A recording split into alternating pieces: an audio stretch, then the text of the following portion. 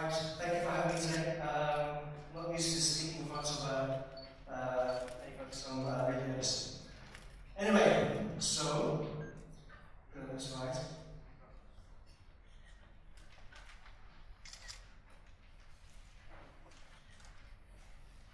So yeah, I was told that I had to do this on PowerPoint. I really wanted to do a keynote, and that's what I was told about PowerPoint. There's supposed to be a movie around.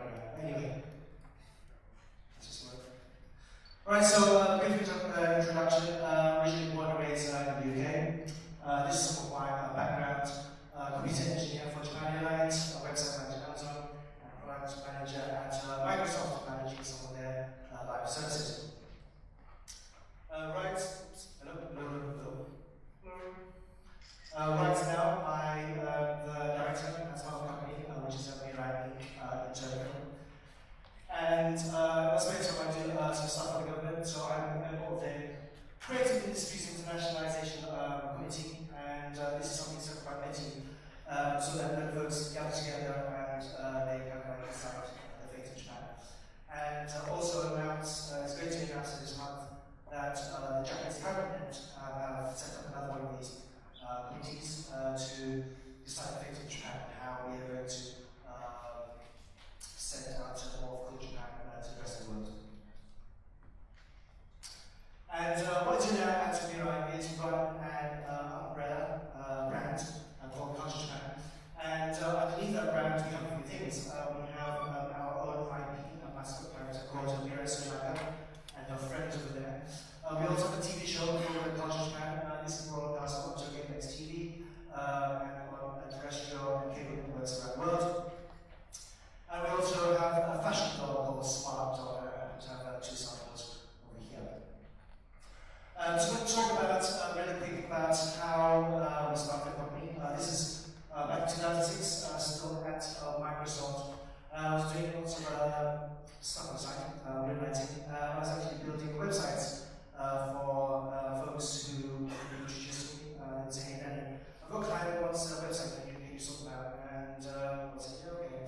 And I was like building these websites on the side, and at that time we charged easily like 5 or 6 million yen for one website. And I amassed some clients so much that I couldn't do programming myself. So I started to hire programmers in like Romania, India, and some of the US, and which I found by asking Google to do.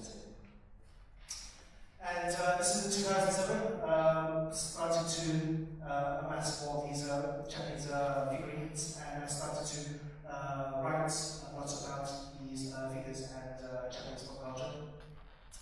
On my back over there is my website, and closer look, we can see that this is my mascot character. Her name is Mirai Sunaka. And back then, I just wanted something pretty to kind of like decorate my website. And I didn't really realize that how such a big part of our business should be done. And this is my take.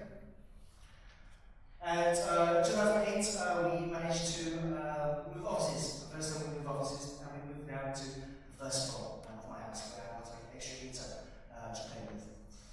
And 2009, I could afford to hire one member, and his name was Chris from the UK. And at this time, we had a platform that we developed called Mirai Gaia, CMS. It's to like content and e-commerce and so on. So then after a while, we started to amass clients like Konami, Bushiroad, Records, this one company, and so on. So that started to like really slowly bring in cash to the company. By 2011, please ignore that poster over there, which I forgot to was like I did that, not myself. Anyway, by 2011, we started to make a TV show called Culture Japan. So I actually approached, I approached Tokyo TV, and I said it would be really cool if we could have a TV show which was broadcast in Japan and across the world, which would highlight Japanese pop culture. And they said, yeah, sure, we have to find sponsors. So I went back to my clients who were using Mirai Gaia and asked them to sponsor the TV show. And they said yes, and we managed to do 2 seasons, and each season I managed to raise 12 million for about each season.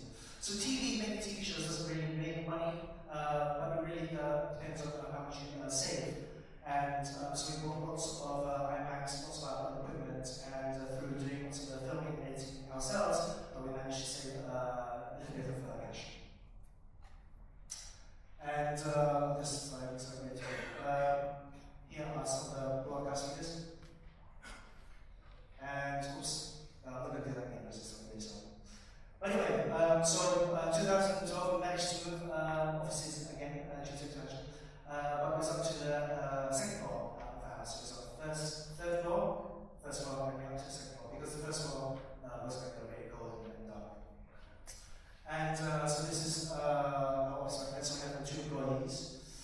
And this time, we managed to create a set of Japanese learning cards.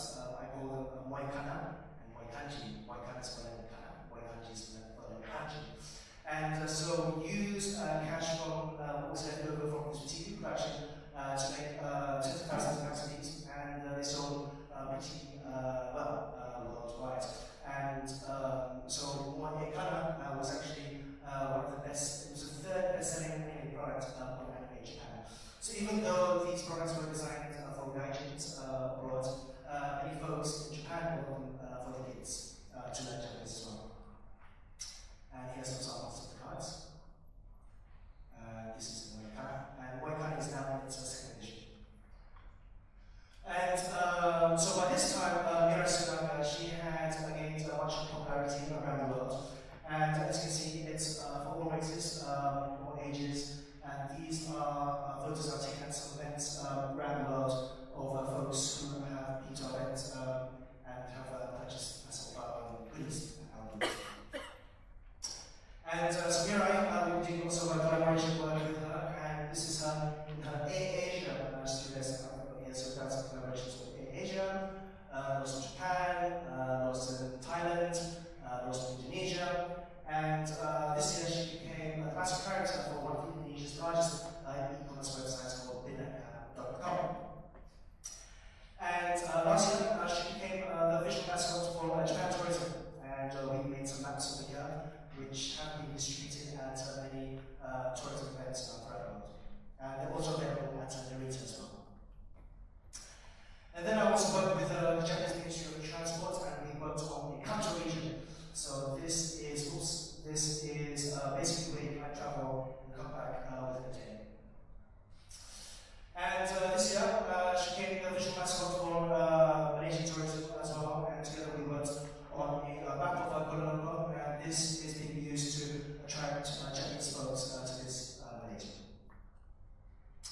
And we do some events, and so this is an event at, this is a booth at an event called the Comic Festa in Malaysia. And we have that booth at this in anime events around the world, like Los Angeles, Dubai, and Singapore, Indonesia, and so on. So Mirai, she's come back in these regions of Europe.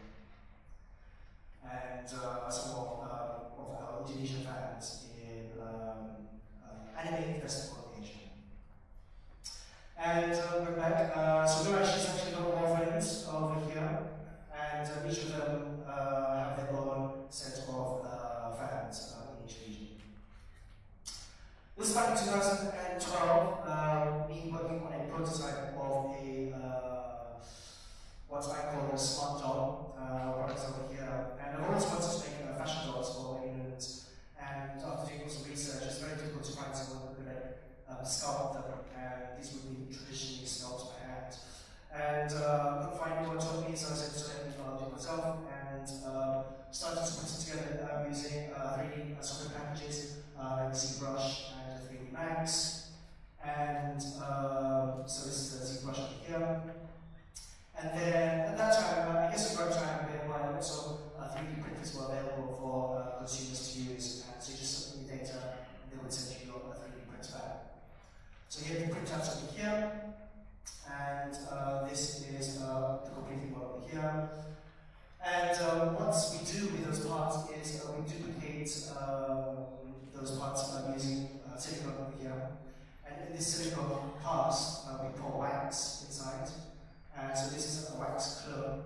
And when we do this, we need to take into consideration shrinkage. So when you go from a 3D print to wax to silicon mold wax, there's a certain amount of shrinkage involved. So when you're making stuff like this, you also have to take that into consideration. It's about 6%. You have to bring your 3D about 6% larger than what it should be. Once they have been printed and like made into wax like this, we spray it with a conductive material, and that's dipped into a tank whereby it's electro-plated, and it becomes a mold like this. And the two cones up inside actually spouts, which are then welded onto something called a fry pan. And with this, we need to pour in the soft vinyl, and we bake it in this big vat of oil. And we put on the part like this, and then we have like those parts with bits of flash in it, which we will cut off. There's other bits and pieces which you need to do along. There's the frame that goes inside that holds it together, the skeleton basically. And all this is done on using computers as well.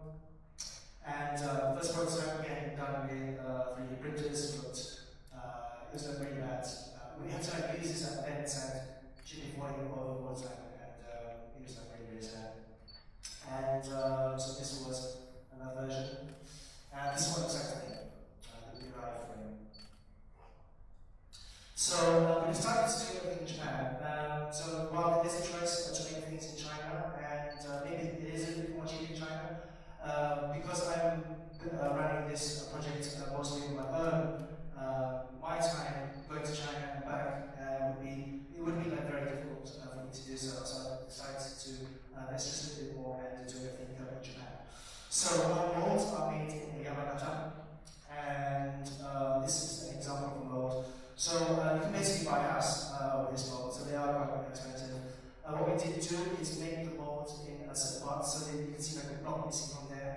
So that means if you want to change something in the future, any modifications, you can just like apply out that piece. So if you're going to make any molds in the future, maybe you can take something like that into consideration.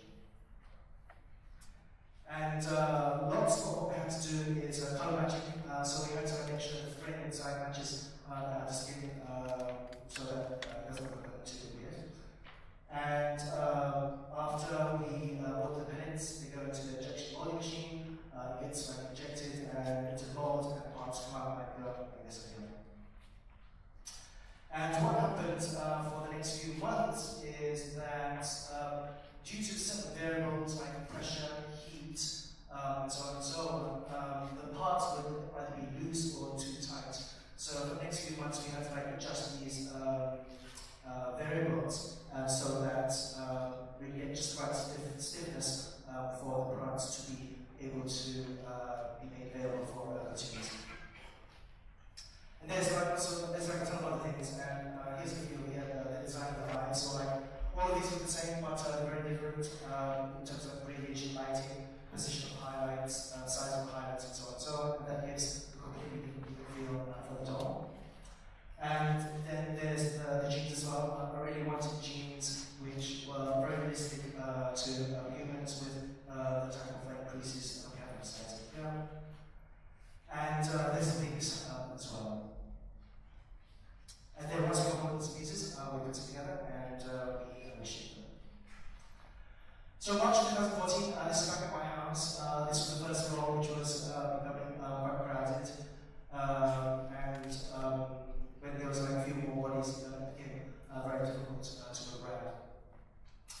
My bathroom ended up being a stockroom like this. And my entrance became another warehouse type of thing full of boxes. And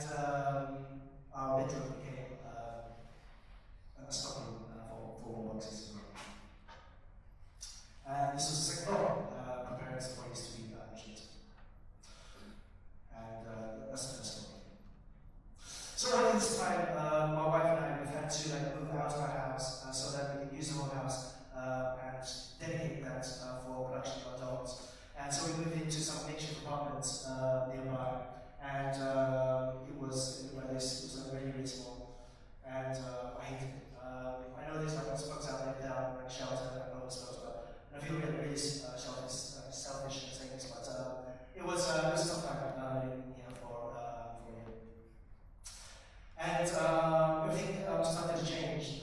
Everything changed in June 2014 when we started shipping smart dog to the world.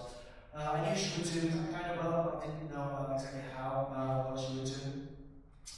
And yeah, she done.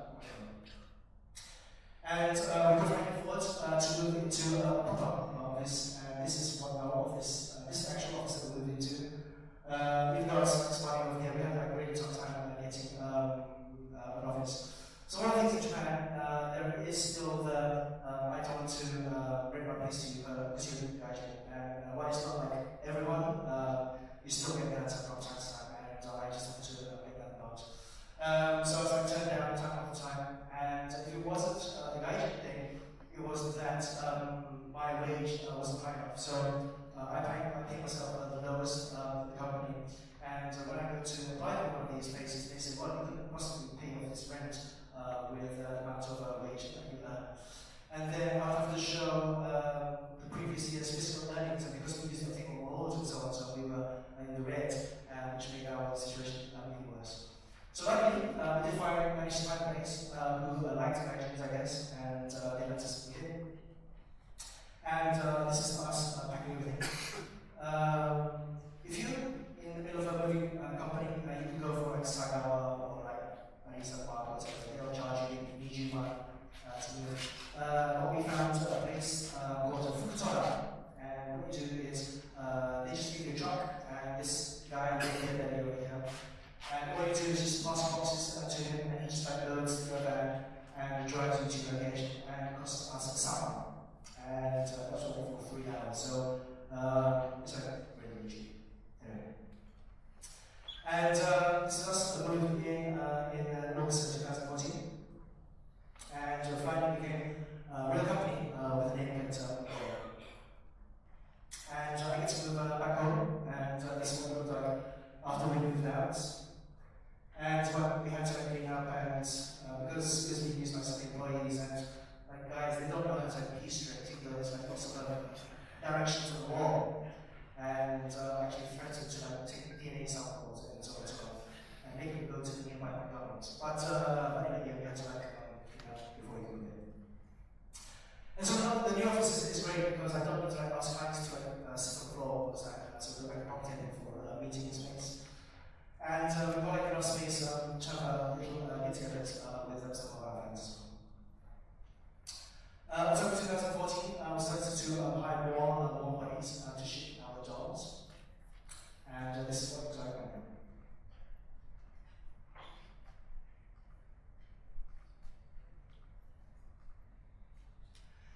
And this should be a video that plays. Okay.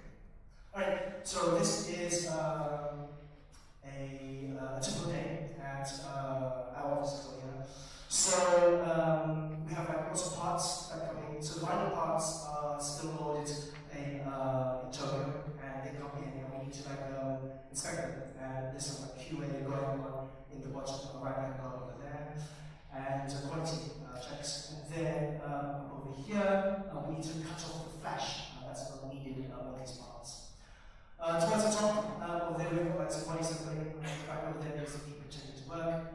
Next to them, there's like computing stuff going on, and they basically everything's checked and checked again. So 80% of our time is spent checking, and we ship everything out from the phone. And I get to move back home, and this is our third floor, where we started the company. Oops, sorry. So our jobs, a smart job, is for all cultures, and it's for all ages. And here are some customers around the world with our products.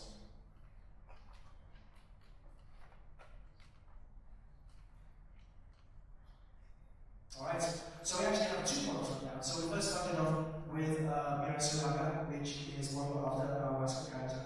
And we now have a friend over there, which is a personality now, and they both are taking up now. And we also have some apparel items as well. And these will transform into apparel for humans as well. So there's like t-shirts, cargo pants, and so on. So the difference between other dolls like Barbie, which are like how tall are they? Like 1/6 scale, and these ones which are 1/3 scale. There's a level of detail which is just like achievable when they're at 1/6 scale, which is why you're able to express much more due to the physical size in terms of like clothing and hair and design and so on and so on.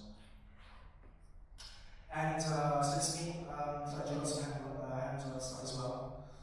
We've got a few bullet points to go through. The bodies is made in Japan.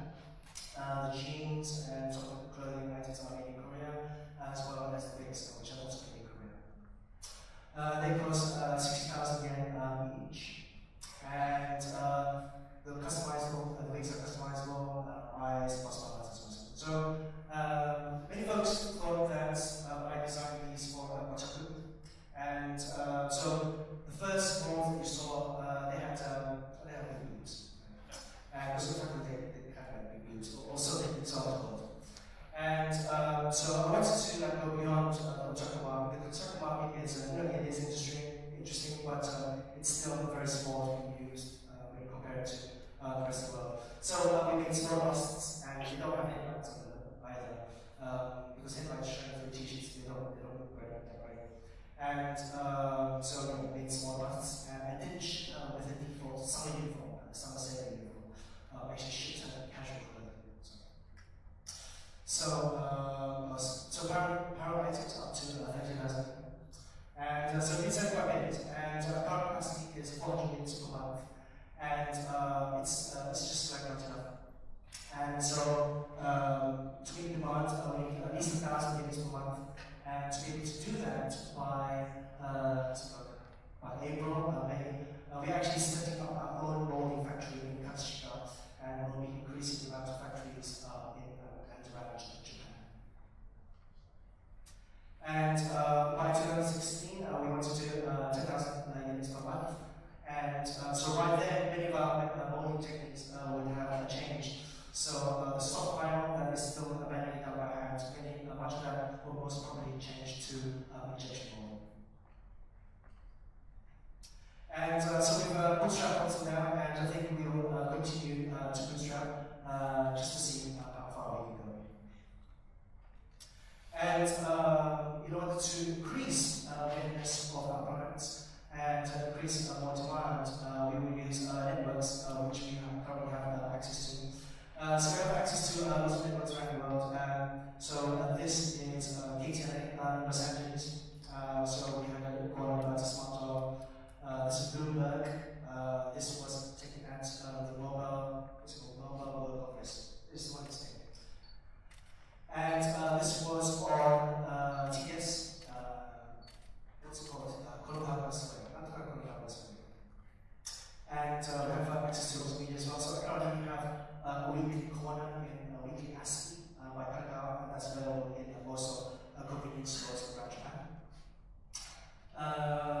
This is an engineering newspaper, and there's other magazines as well. And the most important thing is that we want to reach out to many folks who haven't seen this product. So that means that going outside the otaku world. So magazines Newsweek and GQ as well. And this is in Malaysia. So my dad, some of you know he makes shoes, and we actually are collaborating on some of the power connectors for our fashion brands. Because mentioned, there's actually a robot version. So the robot version, it's still being developed. It can move around, can give you speed, and you can actually hook it up to APIs. And so like Twitter, Facebook, and so on, and she'll let you know when you get notifications. She'll bring you when you come home, and over time, I'm going to finish.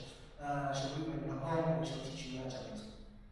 And for folks who are wondering, yes, there is a guy, I haven't thought of a name for him, Smart, technically he's called a Smart Guy. And already done all the 3D printing, and we are currently in the stage of making molds. And so Universal have already contacted me regarding having Smart become some of their superheroes.